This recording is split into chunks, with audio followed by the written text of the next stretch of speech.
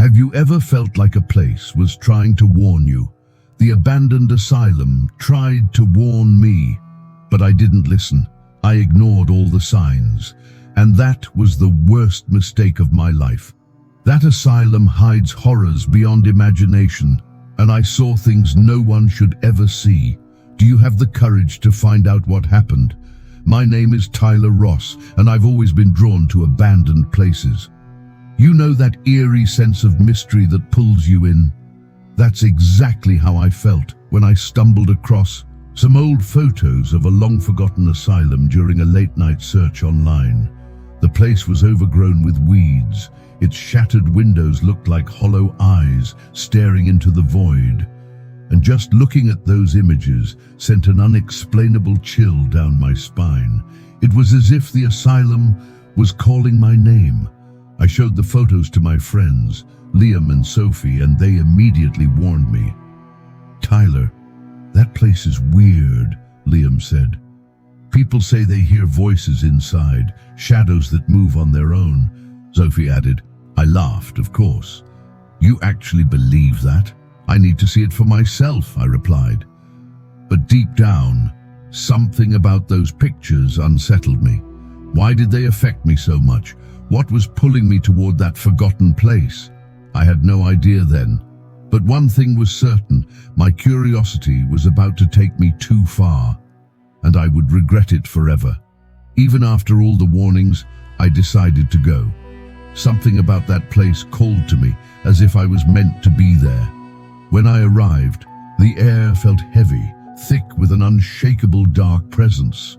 The building stood there, swallowing what little daylight remained. The half-open doors creaked with the wind, and the broken windows reflected only an empty, lifeless void. I saw dark streaks on the walls, almost like someone had tried to claw their way out. I hesitated for a moment. Every instinct in me screamed turn back, but I didn't. Instead, I took a deep breath and stepped inside, a chilling sensation creeping up my spine. The air was stale, thick with dust, carrying a strange, almost rotten scent that burned my nose. The silence was overwhelming.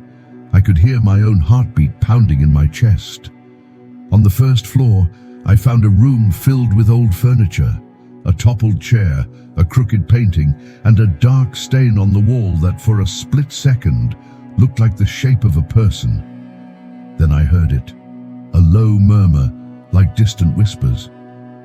"It's just the wind," I told myself. But the air was completely still. A shiver ran down my neck, the undeniable feeling of being watched crawling over me. I spun around, nothing. I tried to laugh it off, convincing myself it was all in my head. But that feeling, it didn't leave me. Have you ever felt completely unwelcome in a place? That's exactly how I felt, as if the asylum itself was telling me to leave. Then the whisper returned, louder this time, clearer. And in that moment, I froze. Was I really alone? I should have left after hearing that whisper, but something pulled me forward. Maybe it was my stubbornness or just curiosity. I took a deep breath and decided to keep exploring, ignoring the chill running down my spine and the overwhelming feeling that I wasn't alone. I climbed an old staircase, each step creaking beneath my weight, until I reached a narrow, dark hallway. The silence was suffocating, broken only by the faint echo of my footsteps. I stepped into a room that looked like an old bedroom. In the corner, there was a rusted bed frame with a torn mattress and a dusty wooden table covered in grime. That's when I saw it, a diary. It was slightly open, almost as if someone wanted me to find it. Carefully, I picked it up, wiped away the dust, and flipped through the pages. The paper was aged, yellowed, some pages torn. The handwriting was shaky, uneven, but readable. It spoke of horrifying treatments, twisted experiments performed on the patients. They cut us open, and no one hears the screams. A shiver ran down my spine. My hands trembled as I turned the page, and then I saw it. Do not trust the whispers. It was written in large, jagged letters. My heart skipped a beat. I had heard whispers earlier, and now this. As I stared at the page, I suddenly heard soft footsteps behind me. I turned instantly, but the hallway was empty. My chest tightened. My hands felt cold. It's just my imagination, I whispered to myself, trying to stay calm. But the air felt heavier now. Was the asylum trying to warn me? I shut the diary, placed it back on the table, and decided to keep moving. I won't let an old book scare me, I thought, but as I stepped out of the room, I looked back. Nothing. Yet, the unsettling feeling of being watched never left me. I climbed to the second floor, my heart still pounding from what I had just read. The hallway stretched out before me, doors on either side, closed tight as if they were keeping something inside. One door stood out, faded lettering barely visible on a plaque. I squinted and read, "Experimental Therapy Room." A wave of unease settled in my chest. What kind of things happened here? I tried the handle, locked. I pressed my shoulder against it, pushed with my foot. Nothing. I shoved harder, and finally a loud crack echoed through the hallway. The door swung open. I stepped inside. Cold air hit my face. The room was dark, except for a faint sliver of moonlight creeping through a broken window. My eyes adjusted to the dim light. A rusty metal table stood in the center, covered with old medical tools. Twisted scalpels, cracked syringes, surgical clamps rusted with time. And then, at the very center of the room, a stained examination table.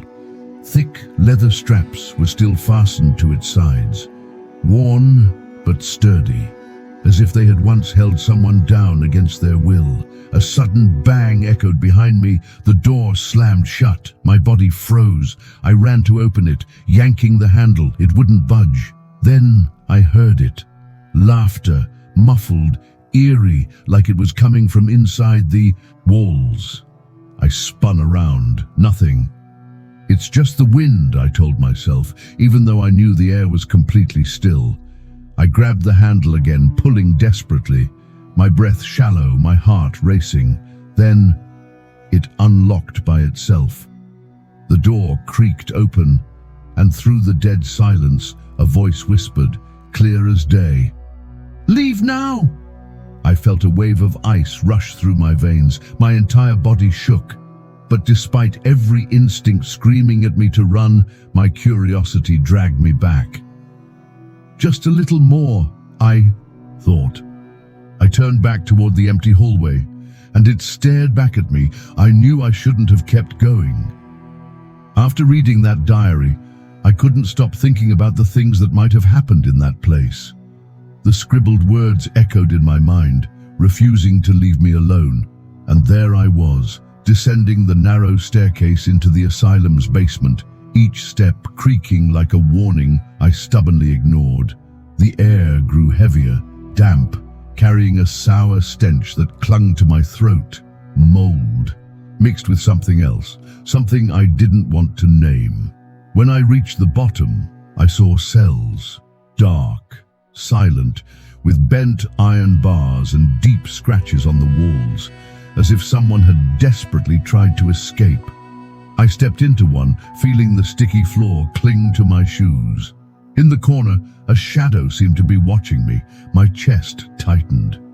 "Is someone there?" I asked, my voice barely a whisper. I took a step forward, and it vanished, dissolving into the darkness. Then the whispers came, loud, piercing. "You were warned." A cold sensation crawled up my spine, like unseen fingers brushing against my skin. I spun around. Nothing, just the empty dark.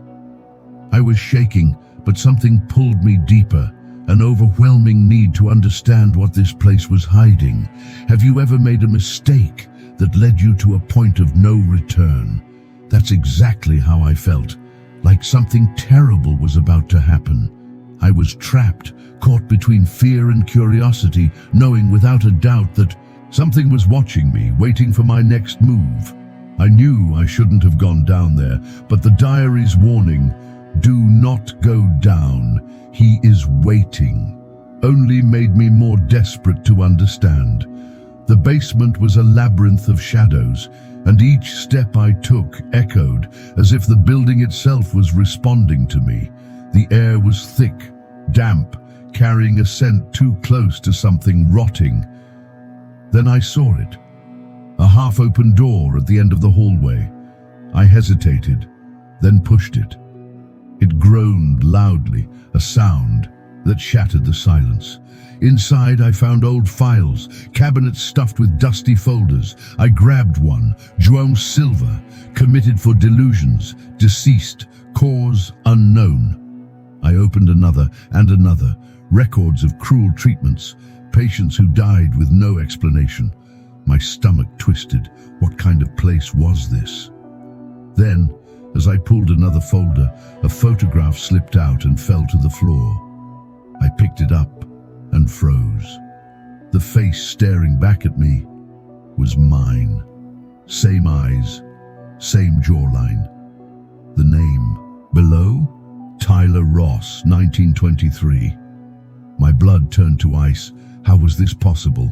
Suddenly, a sound, a faint scraping noise in the hallway. I lifted my flashlight just in time to see a shadow dart past the door. "Who's there?" I shouted, but my voice came out weak. I ran after it, heart hammering against my ribs. I reached the spot where it had vanished, but nothing was there, just the darkness. Then I felt it, a cold hand on my shoulder. I whipped around. No one. The air turned even colder, and a single thought filled my mind. What does this place want from me? I was frozen, my heart racing, the sensation of that cold hand still lingering on my skin. After finding that photo, I knew something was wrong, but now it was worse.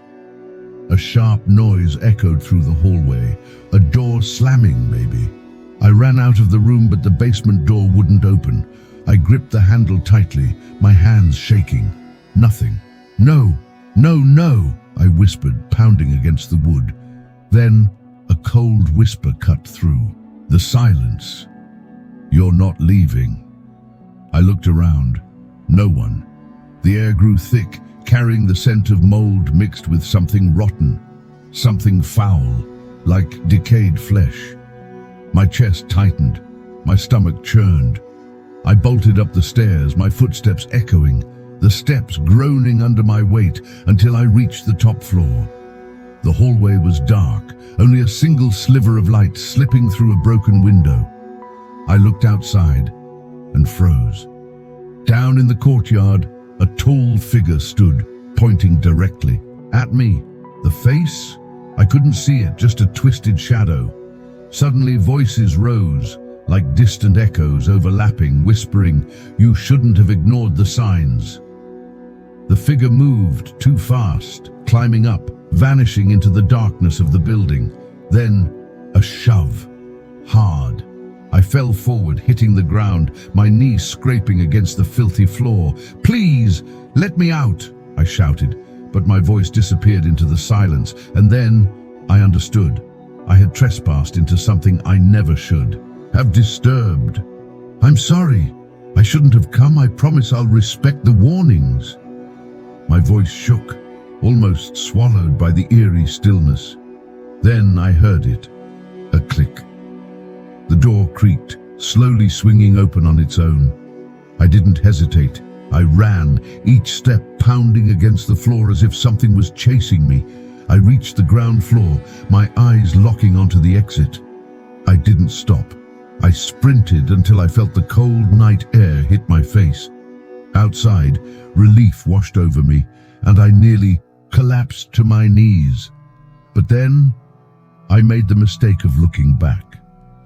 The asylum stood there, still, eerily silent, except for a single flickering light in a second-floor window, as if it was watching me leave.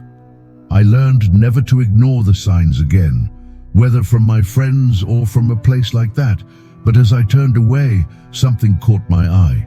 a worn-out sign, barely visible beneath the overgrown weeds. Ross Institute. My last name. Was it just a coincidence? And you? What would you have done? In my place? Have you ever experienced something paranormal? Do you believe in the supernatural?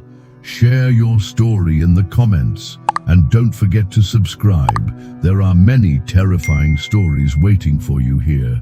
Until next time. And remember, never ignore the signs.